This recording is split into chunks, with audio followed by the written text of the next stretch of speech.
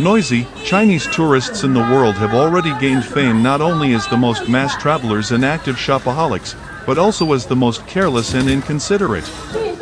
And sometimes such behavior, quite common in the Celestial Empire, seems inappropriate to residents of other countries. To help tourists and hosts, one of the tourist services has developed a special memo. It is designed to mitigate unpleasant situations and misunderstandings. The behavior of the Chinese abroad has long been a parable in the language. It is worth noting that the Chinese began traveling en masse not so long ago. And as they say, they are dumbfounded by their impressions. Where have all the manners and moral norms characteristic of the Chinese a century ago gone? When tourist flows from the Celestial Empire became more active, the euphoria from the volumes quickly faded. Tour companies and guides in different countries and regions told shocking stories of garbage, belching, bare bellies, and going to the toilet almost in full view of everyone. In general, in 2013, the Celestial authorities issued guidelines for the behavior of Chinese citizens abroad to stop embarrassing their country. And there were, for example, such instructions recommendations: do not pick your nose in a public place, do not urinate in swimming pools, do not steal dishes and life jackets on airplanes, do not leave shoe marks on toilet seats, do not forget to flush the toilet, do not spit on the floor, do not stand close to people in lines, do not compete with others when taking pictures, etc. There were even blacklists, which allegedly included those who had seriously misbehaved. The travel service has decided to help guests from China not to lose face while traveling around the country, and the host party to get a similar memo. This can be used by representatives of the hospitality industry and hang this memo in their restaurant, hotel, store, etc.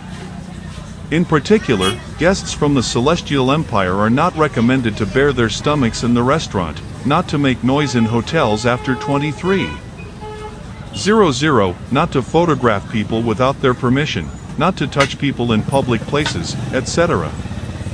Among the countries that are ready to receive tourists from the PRC, this memo can become effective in serving Chinese guests and help avoid unpleasant situations. Chinese tourists come to us, but they come in groups. And then we simply close the restaurant for service, about which we notify the other visitors in advance. Our compatriots are not there at that time. So loud conversations and slurping do not inconvenience anyone, said one restaurant director. While earlier the Chinese traveled in groups, today many of them are considering the option of visiting many countries on an e-visa. The number of individual tourists who are ready to travel independently has also grown. We used to receive many more tourists in groups. They had a tourist leader with them all along the way. He was on the bus with them, was on the tour, had lunch together in a restaurant and slept in the same hotel. This person was their sort of controller, telling them that such and such activities would be unpleasant, undesirable for the host, or generally forbidden. And we worked with travel leaders. They were a kind of link between the company and the group. Now tourists go on their own, come to the same SWIFN, get visas, and go ahead, said the director of the travel company. As it turns out, the advice to visit restaurants and cafes is quite a justified motive. In China, it is customary to carry appetizers on the table. There are a lot of dishes, there is a choice.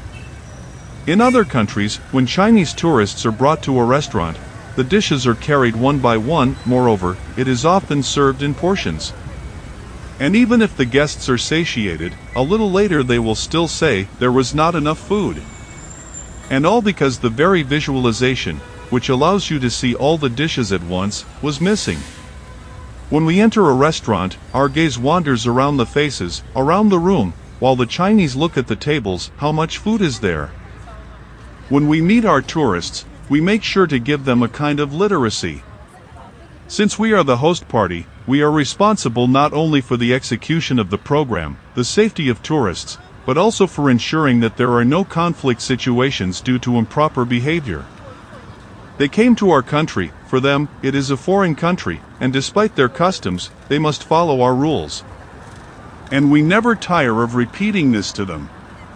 And even in our guidebook, we pay attention to the rules. Explain these or those moments about behavior on the street, in the hotel, about smoking areas, etc. Explained the head of the Agency for International Tourism.